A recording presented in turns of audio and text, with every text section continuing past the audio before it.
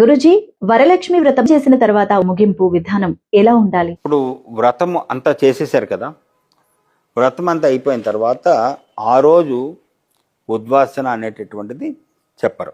ఎందుకంటే శుక్రవారం కదా, శుక్రవారము, లక్ష్మీవారము, మంగళవారము ఉద్వాసన చెప్పకూడదు. పురుషవారాలు అంటే సోమ, బుధ, శనివారాలు లేదా ఆదివారం.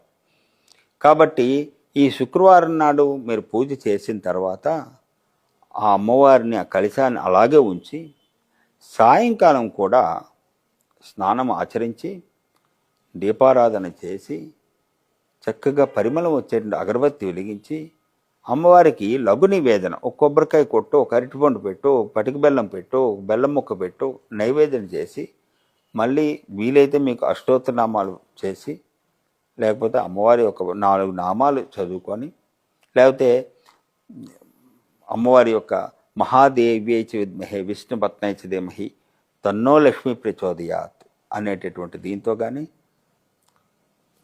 ఏదో ఒక రకంగా మహాలక్ష్మీదేవి యొక్క నామాన్ని చదువుకొని మళ్ళీ హారతి ఇచ్చుకొని మరుసటి దినము అంటే శనివారం ఉదయం మరల పూజ చేసి, అంటే సూక్ష్మంగా పూజ చేసి కొబ్బరికాయ కొట్టి అప్పుడు అమ్మవారిని యథాస్థానం ప్రవేశయామి అంటారు. అంటే మహాలక్ష్మీదేవిని ఎప్పుడు ఉద్వాసం చెప్పకూడదు.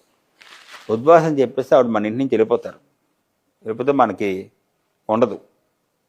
కాబట్టి యథాస్థానం ప్రవేశయామి అంటే మళ్ళీ అమ్మ నా దేవుడి మందిరంలో నీ స్థానంలోకి వెళ్ళిపో, నీ స్థానం నుంచి ఇక్కడ తెచ్చిపెట్టాం, పూజ చేసి మళ్ళీ నీ స్థానానికి వెళ్ళిపో అని చెప్పి యథాస్థానం ప్రవేశయామి అని ఆ అమ్మవారికి చెప్పుకొని కొన్ని అక్షితులు నీరు విడిచిపెట్టి ఈ కలశాన్ని కదపాలి. కదిపిన తర్వాత ఈ కలశంని, ఈ పూజా సామాగ్రిని ఏదైనా నదిలో కానీ లేకపోతే ఎవరైనా పేదవారికి దానం ఇవ్వడం కానీ ఈ విధంగా చేసుకోండి. చేసుకున్నట్టుగైతే మీ వ్రతం పరిసమాప్తం అవుతుంది, సంపూర్ణమవుతుంది.